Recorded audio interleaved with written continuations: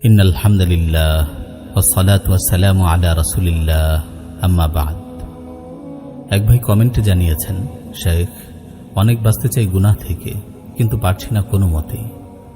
আসলে এই সমস্যাটা শুধু এই ভাইয়ের একার না, আজ অনেকের অবস্থাই এমন, গুনাহ থেকে বেঁচে থাকার চেষ্টা করেও বাঁচতে পারছে না, বারবার গুনাহে জড়িয়ে পড়ছে। এমনটা কেন হচ্ছে? আসলে গুনাহ থেকে বেঁচে থাকার উপায় কি?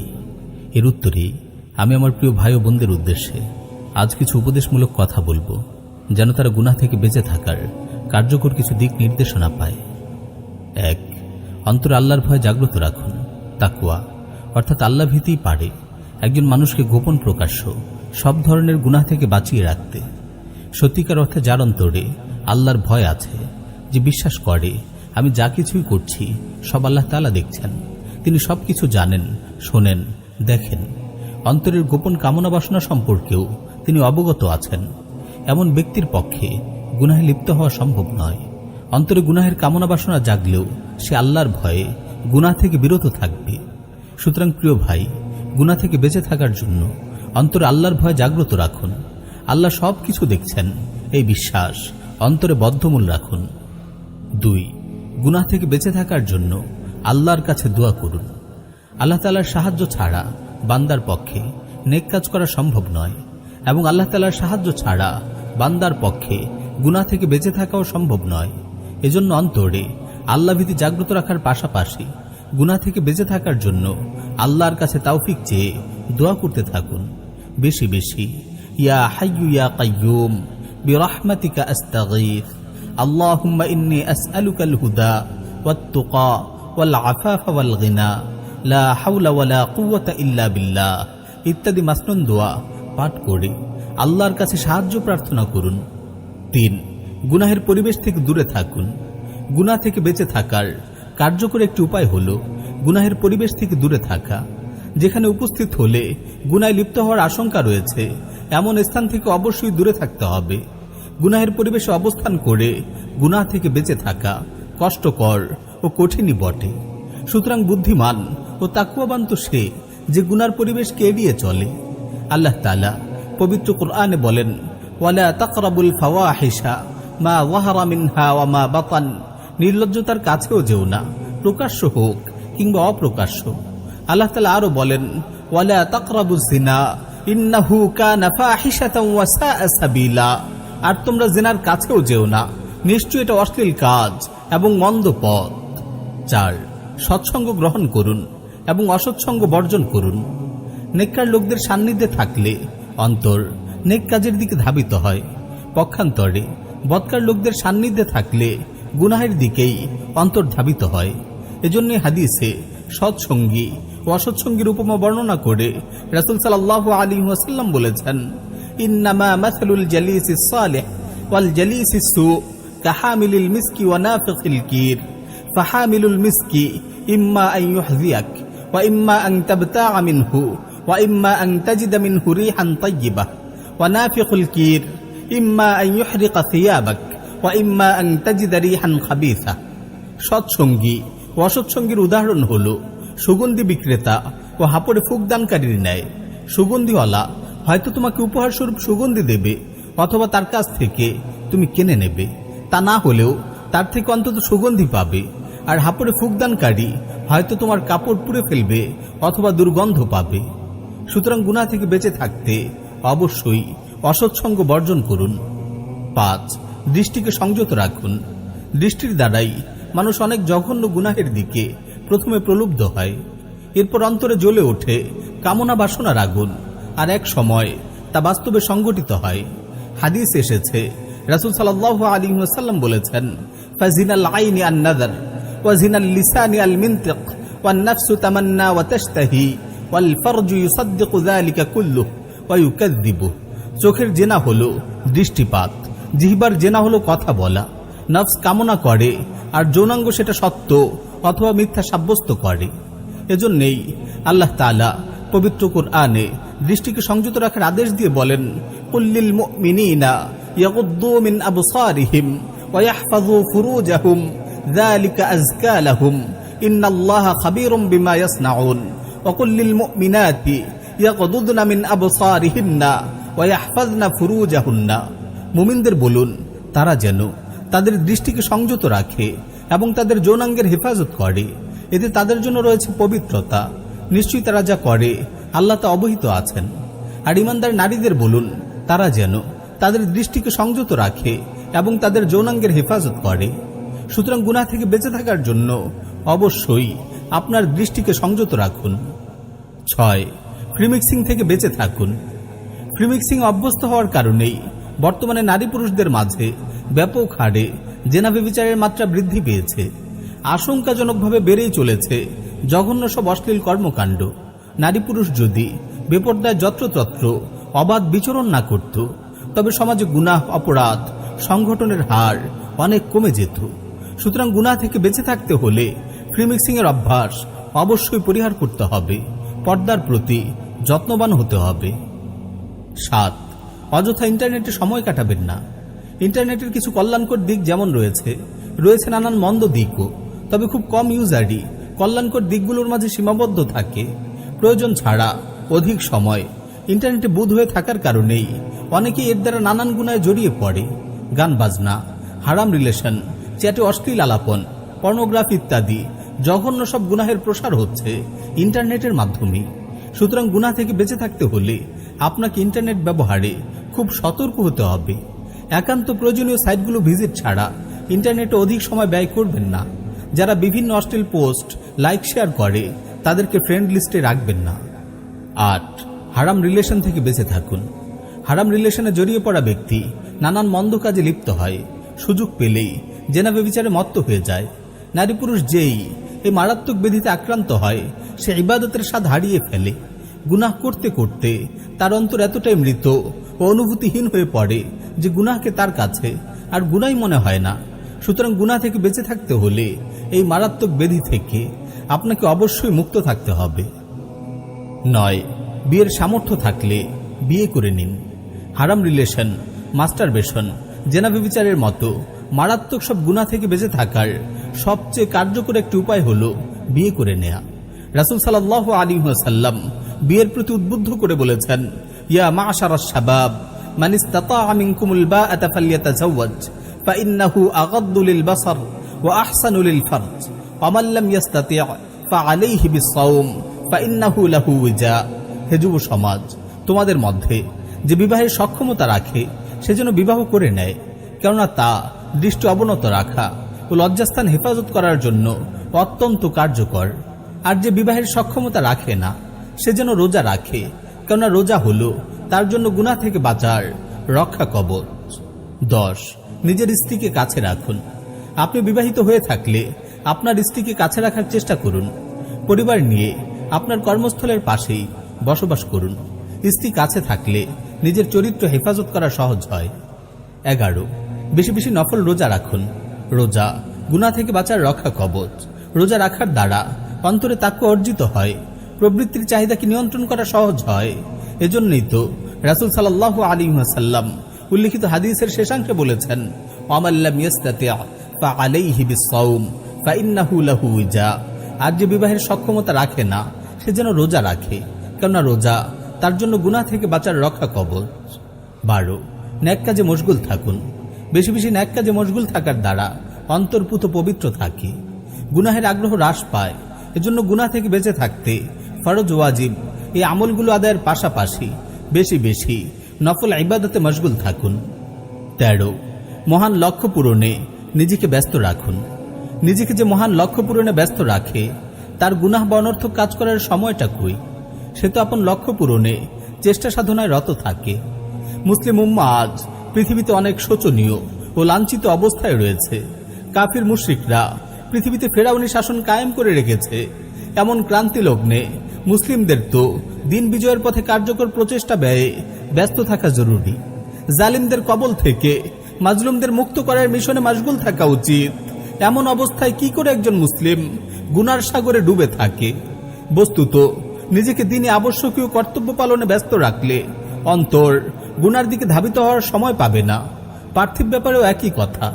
আজকে অনেক যুবক বেকার সময় কাটায়, চাকরি নাই করে নিষ্ক্রিয় হয়ে বসে থাকে, অথচ তারা চাইলে সচ্ছলতা লাভের জন্য বৈধ উপায়ে নানান উদ্যোগ গ্রহণ করতে পারে।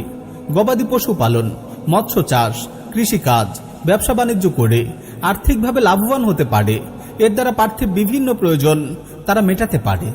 সুতরাং দিনই কোনো দায়িত্ব হোক কিংবা পার্থিব কোনো বৈধ কাজ হোক, নিজেকে উত্তম কোনো কাজে ব্যস্ত রাখুন, তাহলে গুনার দিকে ধাবিত হওয়ার তেমন সুযোগ থাকবে না। মন্দ আকাঙ্ক্ষাও অন্তরে স্থান পাবে না। 14, বেশি বেশি তাওবা ইস্তেগফার করুন। গুনাহ থেকে বেঁচে থাকার জন্য আল্লাহর কাছে বেশি বেশি তাওবা ইস্তেগফার করুন। কখনো গুনাহ হয়ে গেলেও তাওবা ইস্তেগফার করুন। গুনাহ থেকে মুক্ত থাকলেও তাওবা ইস্তেগফারের আমল জারি রাখুন। রাসূল সাল্লাল্লাহু আলাইহি ওয়াসাল্লাম কখনো গুনাহ করেননি, তবুও তিনি দৈনিক 100 বার আল্লাহর কাছে তাওবা ইস্তেগফার করতেন।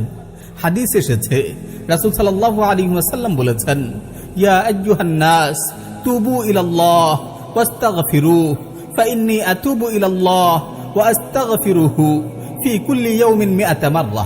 হে লোক সকল, তোমরা আল্লাহর কাছে তাওবা করো এবং তার কাছে ক্ষমা প্রার্থনা করো। নিশ্চয়ই আমি প্রতিদিন 100 বার আল্লাহর কাছে তাওবা ও ক্ষমা প্রার্থনা করি।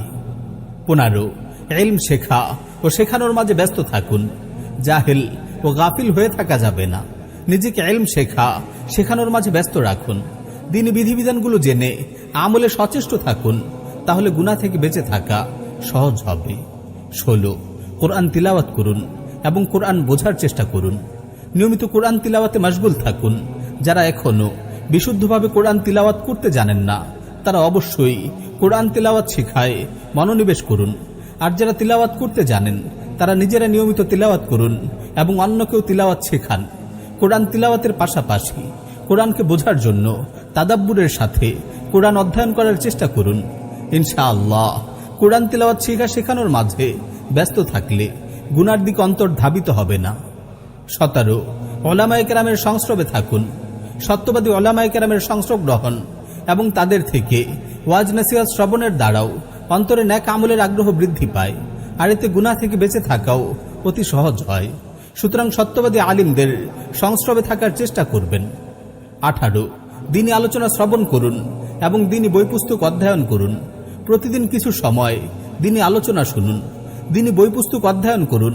এতে অন্তরে আমলের আগ্রহ যেমন বৃদ্ধি পাবে, গুনাহ থেকে বেঁচে থাকার মানসিকতাও তৈরি হবে। 19, ঘরে ঈমানী পরিবেশ গড়ে তুলুন। আপনার ঘরে ঈমানী পরিবেশ গড়ে তুলুন। পরিবারের সদস্যদের নিয়ে নিয়মিত দ্বীনি মজলিস করুন। ঘরে যেন গান বাজনা, নাটক, সিরিয়াল, পরনিন্দা, গায়রাম হারামদের সাথে বেপরদা সাক্ষাৎ ইত্যাদি গুনাহের আয়োজন না হতে পারে, সে ব্যাপারে সতর্ক দৃষ্টি রাখুন।